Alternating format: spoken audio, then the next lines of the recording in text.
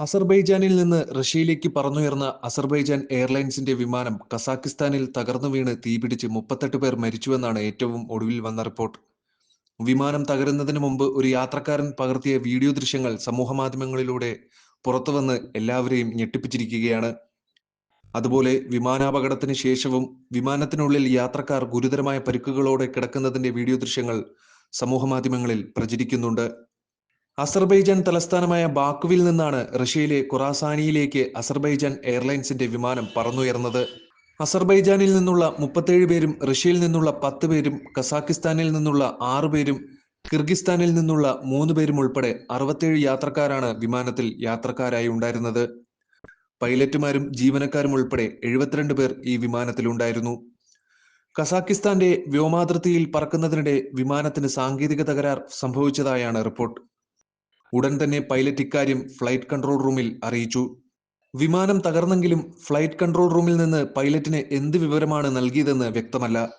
ഇതിനിടെ വിമാനം കസാക്കിസ്ഥാൻ തലസ്ഥാനമായ അക്ത വിമാനത്താവളത്തിൽ ലാൻഡ് ചെയ്യാൻ തുടങ്ങി. തുടർന്ന് ലാൻഡിങ്ങിനിടെ വിമാനം തകർന്ന് തീപിടിക്കുകയായിരുന്നു. നേരത്തെ സംഭവവുമായി ബന്ധപ്പെട്ട വീഡിയോ ദൃശ്യങ്ങൾ ഇന്റർനെറ്റിൽ പ്രചരിച്ചിരുന്നു. അതിൽ വിമാനം പെട്ടെന്ന് താഴേക്ക് വീഴുകയും പൊടുന്നനെ വീണ്ടും സ്ഥിരതയോടെ പറക്കുകയും ചെയ്യുന്നുണ്ട്.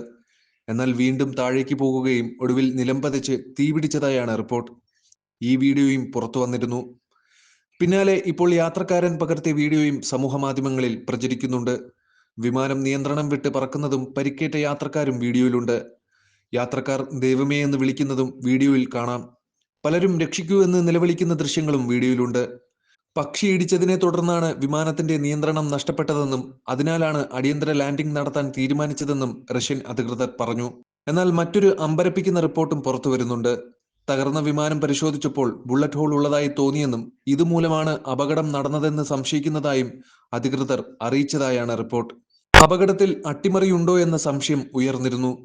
വിമാനയാത്രക്കാരുടെ വിശദവിവരങ്ങൾ ശേഖരിക്കുന്നതായും റിപ്പോർട്ടുകൾ വന്നു. പിന്നാലെയാണ് തകർന്ന വിമാനത്തിൽ ബുള്ളറ്റ് ഹോളുകൾ ഉണ്ടെന്ന സംശയം പുറത്തുവരുന്നത്.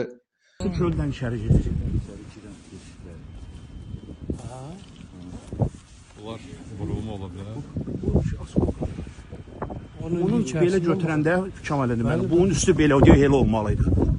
Orada necədir, burada da elə olmalıdır. Niyə bu belə olur? Bu niyə belə bu qədər qırma deşiklər var? Buradan içəri girirsən.